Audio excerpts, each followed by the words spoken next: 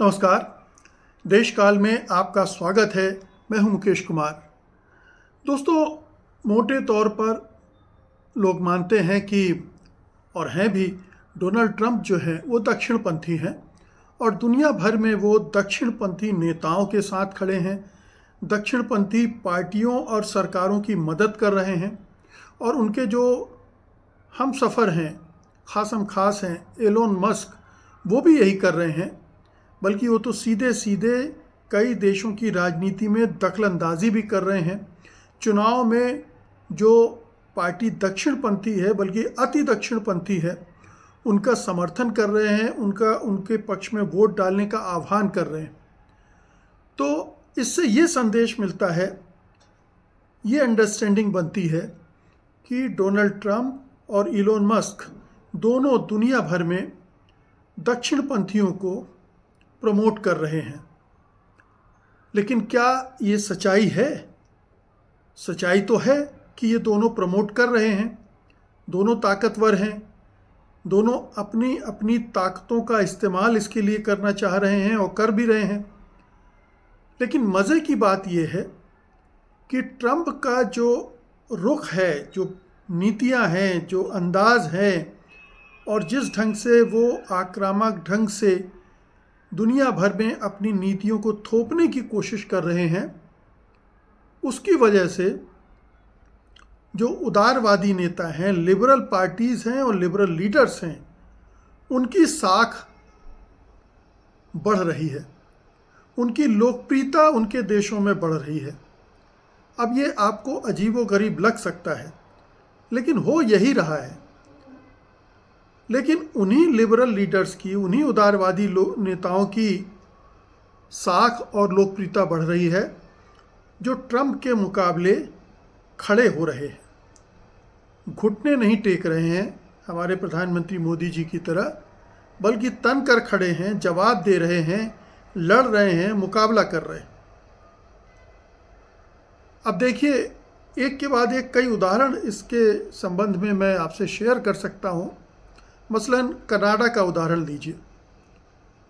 Canada में जो liberal party के लीडर हैं जस्टिन ट्रूडो, वो बुरी तरह से रेटिंग में पिछड़ रहे थे, लोकप्रियता की होड़ में बहुत पीछे चले गए थे, बहुत नीचे चले गए थे और इसी की वजह से उन्हें इस्तीफ़ा भी देना पड़ गया था और उनकी जगह मार्क कार्नी ने कमान संभाली। अभी मार्च में ही उन्होंने सत्ता संभाली है ट्रूडो की जगह पर और अगले महीने चुनाव भी होने वाले।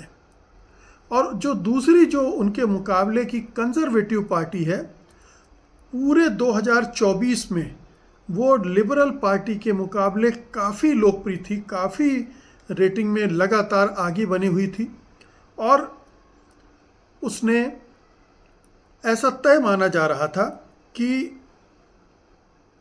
कंजर्वेटिव पार्टी जीत जाएगी। जनवरी तक हालात ये थे कि जो लिबरल पार्टी है वो कंजर्वेटिव पार्टी के मुकाबले 24% मतों से पीछे चल रही थी, 24 percentage points behind the conservative party of Canada. लेकिन जनवरी से मार्च पहुंचते पहुंचते तक ये रेटिंग का सिलसिला उलटना शुरू हो गया। पहले फासला कम हुआ, तकरीबन अभी जब मार्च 17 को ये सर्वे हुए तो कंजर्वेटिव पार्टी 38.9% पर थी और लिबरल पार्टी 33.4% पर थी। लेकिन अभी जो लेटेस्ट सर्वे आया है उसमें कंजर्वेटिव पार्टी और पिछड़ गई है, लगभग 38% पर रह गई है, लेकिन जो लिबरल पार्टी है वो बढ़कर 46% पर पहुंच गई। मतलब 8% का गैप बना लिया। जो पार्टी पहले 24% पीछे थी, अब वो 8% आगे हो गई। और ये क्यों हुई है? इसकी सबसे बड़ी वजह है ट्रंप। ट्रंप ने जिस तरह से कनाडा के खिलाफ टैरिफ लगाने का, उसे परेशान करने का, उसे अमेरिका में मिला लेने की बात कही। उन्होंने जस्टिन ट्रूडो को कहा कि आप हमारे 51st स्टेट के गवर्नर बन जाइए, गवर्नर की तरह उनको संबोधित करने लगे। इसको कनाडा के लोगों ने ह्यूमिलिएशन माना। उन्होंने माना कि हमारे मजाक उड़ा रहे हैं, हमारा अपमान कर रहे हैं ट्रंप। और ऐसे मौके पर जस्टिन ट्रूडो उठकर खड़े हो गए और उन्होंने लीड ले ली ट्रंप के खिलाफ जैसे को तैसा करने की। एक के बाद एक उन्होंने बयान दिए। उन्होंने कनाडा के लोगों को एकजुट होने की अपील की। उन्होंने कहा कि हम जो वो करेंगे हम उसका जवाब देंगे, और उन्होंने जवाब दिए, जिससे पूरा जनमत जो कंजर्वेटिव पार्टी की तरफ था वो धीरे धीरे लिबरल पार्टी की तरफ आ गया। और अभी जो नए लीडर बने हैं कार्नी, उन्होंने इस सिलसिले को और तेज कर दिया है और उसको धार दे दी है, जिसकी वजह से ये फासला और बढ़ गया। और अब अप्रैल में चुनाव होने वाले हैं। जिस चुनाव में लिबरल पार्टी की हार तय थी, अब ये माना जा रहा है कि वो पार्टी जीतेगी। और जीतेगी इसलिए कि ट्रंप महोदय ने पूरा एक ऐसा माहौल बना दिया है अमेरिका विरोध का, जिसका फ़ायदा लिबरल पार्टी ने उठा लिया है ट्रंप से भिड़कर। अगर ट्रूडो या उनके बाद कार्नी ट्रंप के सामने घुटने टेक देते तो ये स्थिति कतई न बनती। तब कंजर्वेटिव पार्टी को और फ़ायदा हो जाता। तो ये एक कनाडा का उदाहरण है। एक और उदाहरण लीजिए, मैक्सिको की लीडर हैं क्लॉडिया शेनबाम। शेनबाम वामपंथी नेता हैं, हालांकि वो यहूदी हैं, लेकिन पहली महिला प्रेसिडेंट हैं मैक्सिको की, वामपंथी नेता हैं। और मैक्सिको ने सबसे ज़्यादा चुनौती दी है ट्रंप को। जब ट्रंप ने कहा कि गल्फ ऑफ मैक्सिको को गल्फ ऑफ अमेरिका कहेंगे, तो उन्होंने ये जवाब दिया था कि फिर तो अमेरिका मैक्सिको है। इस तरह का उन्होंने जवाब दिया। और वो जिस तरह से उन्होंने जो डिपोटी थे जिनको अमेरिका वापस भेजना चाहता था, उन्होंने जहाज़ लौटा दिया पहले, क्योंकि उन्हें अमेरिका के मिलिट्री विमान में लाया जा रहा था और हथकड़ी या बेड़ियाँ पहना के लाया जा रहा था। फिर उन्होंने अपने विमान भेजे और उनको बुलाया, तो इससे उनकी पॉपुलैरिटी बढ़ गई। उन्होंने मैक्सिको अमेरिका बॉर्डर पे 10,000 नेशनल गार्ड तैनात कर दिए कि हम मैक्सिको से किसी को जाने नहीं देंगे। यानी ये मैक्सिको के लोग चाहते थे कि इस पर रोक लगे ताकि ये मामला ना बढ़े। उन्होंने वो काम कर दिया।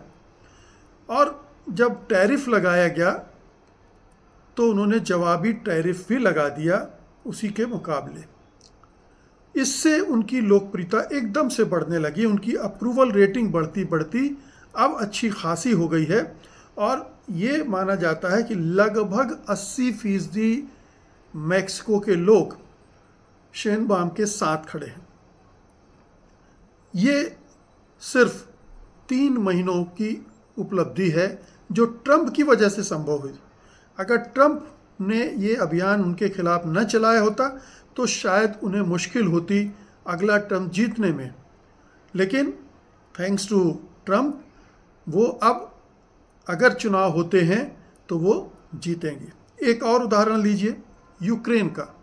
हम सब जानते हैं कि व्लादिमीर जेलेंस्की का मामला बहुत ढीला हो गया था। लगातार 2-3 सालों से उनकी रेटिंग बहुत नीचे चली जा रही थी। वहाँ के जो अपोजिशन लीडर थे वो उनसे आगे चल रहे थे। और यहाँ तक कि ट्रंप ने भी उनका मजाक उड़ाया था कि वो तो अपने ही देश में अलोकप्रिय हो चुके हैं, उनकी रेटिंग 4% पर आ गई। हालांकि वो सच नहीं था, लेकिन रेटिंग उनकी बहुत बुरी तरह से गिर चुकी थी। लेकिन ट्रंप ने उनके साथ जिस तरह का व्यवहार किया और वाइट हाउस में जेलेंस्की ने जिस तरह से वहाँ उनसे फाइट किया, उनसे और उपराष्ट्रपति जेडी वैंस से उसका ऐसा मैसेज गया यूक्रेन में कि उनकी पॉपुलैरिटी एकदम से जंप करने लगी। और मतलब उसके बाद से 1 महीने के अंदर वो 67% पर पहुंच गई। अब आप सोचिए, जो आदमी 10, 15, 20, 25% के आसपास चल रहा था, वो एकदम से 57% पर उसकी पॉपुलैरिटी अप्रूवल रेट पहुंच गया। और जो अपोजिशन का लीडर था वो धड़ाम से नीचे आ गया। ये दूसरा लिबरल लीडर था ज़ेलेंस्की, जिसकी मदद अनजाने में डोनाल्ड ट्रंप ने कर दी और अब वो अपने देश का लोकप्रिय नेता बन चुका है। ज़ेलेंस्की, जिसको कोई भाव नहीं दे रहे थे ट्रंप, जिसे दरकिनार करके रखा हुआ था, जिसका अपमान कर रहे थे, उपहास कर रहे थे, आज वो यूक्रेन के सबसे पॉपुलर लीडर बन चुके हैं। यूरोप के और देशों का हाल देखिए। ब्रिटेन के प्रधानमंत्री हैं कीर स्टारमर, उनका ज़बरदस्त तरीके से इलॉन मस्क उनके पीछे पड़े हुए थे और डोनाल्ड ट्रंप भी उनका मजाक उड़ाते रहते थे। लेकिन कीर स्टारमर ने उनको बड़े अच्छे से हैंडल किया, थोड़ी सी उनकी तारीफ भी की और उनके सामने तन कर भी खड़े रहे। नतीजा क्या हुआ? उनकी लोकप्रियता बढ़ती गई और उन्होंने फिर 20 देशों का सम्मेलन भी कर दिया लंदन में, टैरिफ के मसले पर, यूक्रेन के मसले पर। लीड ले ली उन्होंने ट्रंप विरोधी अभियान की। उनकी रेटिंग एकदम से बढ़ने लगी, जो कि रेटिंग गिर रही थी। उनके अपने देश में उनकी लोकप्रियता गिर रही थी, लेकिन उनकी रेटिंग एकदम से बढ़ गई। फ्रांस के राष्ट्रपति मैक्रों का हाल लीजिए।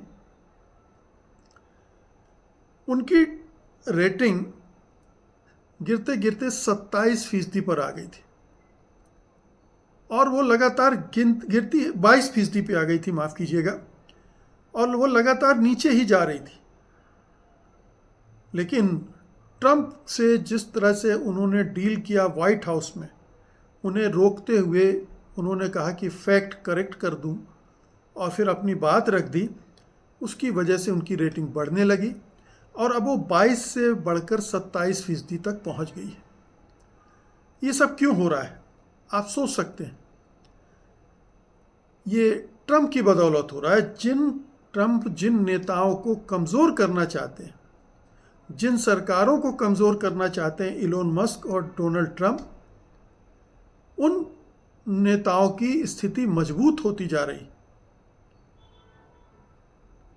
कनाडा, मैक्सिको और अब यहाँ और भी जो देश ट्रंप के मुकाबले समझदारी और साहस दिखा रहे हैं, उनकी लोकप्रियता में बढ़ावा हो रहा है। भारत में प्रधानमंत्री मोदी दक्षिणपंथी माने जाते हैं। उन्होंने समझौता कर लिया डोनाल्ड ट्रंप से, उनके सामने एक तरह से घुटने टेक दिए। उन्होंने, आप जानते हैं कि व्हाइट हाउस में ट्रंप ने उनके साथ क्या बर्ताव किया था और वो हे करते हुए वापस आ गए थे। अगर आज देश में कोई सर्वे हो तो इस ट्रंप के फिनोमिना की वजह से उनकी लोकप्रियता गिर चुकी है, जबकि ट्रंप दक्षिणपंथी हैं और वो भी दक्षिणपंथी हैं। दोनों के करीब आने से फ़ायदा होना चाहिए था, लेकिन ये फ़ायदा तभी हो सकता था जब प्रधानमंत्री मोदी ट्रंप की गलत बातों का विरोध करते और टैरिफ लगाए जाने का जवाब देने की बात खुल्लम खुल्ला करते। ये साहस उन्होंने नहीं दिखाया, ये समझदारी नहीं दिखाई, ये लीडरशिप क्वालिटी उनमें नहीं है और वो नहीं दिखा पाए, जो कनाडा की लीडरशिप ने दिखाई, मैक्सिको की लीडरशिप ने दिखाई, यूक्रेन, फ्रांस और ब्रिटेन की लीडरशिप ने दिखाई। और ये उन इलाकों में भी असर कर रही है। दूसरे देशों में भी जहां इस तरह के सर्वे नहीं हुए, जर्मनी में भी जो लिबरल पार्टी है उसको इसका फ़ायदा मिल रहा है। और जो कंजर्वेटिव पार्टी, अभी जो वहाँ चुनाव हुए हैं, और ये माना जा रहा है कि ट्रंप की वजह से जितनी बड़ी सफलता जो राइट विंग पार्टी थी उसको मिल सकती थी, वो नहीं मिल पाई। इलोन मस्क ने अगर दखलंदाजी ना की होती तो वो और बेहतर परफॉर्म कर सकती थी, लेकिन ये नहीं हुआ। तो कई बार ये भी होता है कि आप अपने शत्रुओं का अपनी अत्यधिक चतुराई की वजह से फ़ायदा करवा देते हैं, अपनी मूर्खता की वजह से उन्हें मजबूत कर देते हैं। और ट्रंप ने ये कर दिया। यूरोप के सारे लिबरल लीडर्स को, बल्कि कुछ दक्षिणपंथियों को भी मजबूरी में एकजुट होना पड़ा है, क्योंकि वो नाटो को खारिज कर रहे हैं ट्रंप कि नाटो का खर्च हम नहीं उठाएंगे। आप देखिए, यूक्रेन के मामले में यूरोप को साइडलाइन किया। इस वजह से यूरोप में नाराज़गी है, और वो तो हर देश में नाराज़गी होगी ट्रंप को लेकर। और जहां दक्षिणपंथी नेता हैं उन्हें भी उस नाराज़गी का सामना करना पड़ रहा है। तो हो ये रहा है कि जिन्हें ट्रंप और इलोन मस्क नुकसान पहुंचा रहे थे वो भी मजबूत हो रहे हैं, और जिन्हें इसका फ़ायदा मिलना चाहिए था ट्रंप के अमेरिका में होने का, वो नुकसान में जा रहे हैं। तो ये बड़ी एक दिलचस्प अंतर्राष्ट्रीय राजनीति का परिदृश्य है, जो हमें बताता है कि कई बार तलवार दोनों तरफ काटती है, दुधारी तलवार होती है। कई ऐसे इश्यूज होते हैं, कई ऐसी पॉलिसीज़ होती हैं और कई ऐसे बयानात होते हैं जो अपना भी नुकसान करते हैं और अपनों का भी नुकसान करते हैं।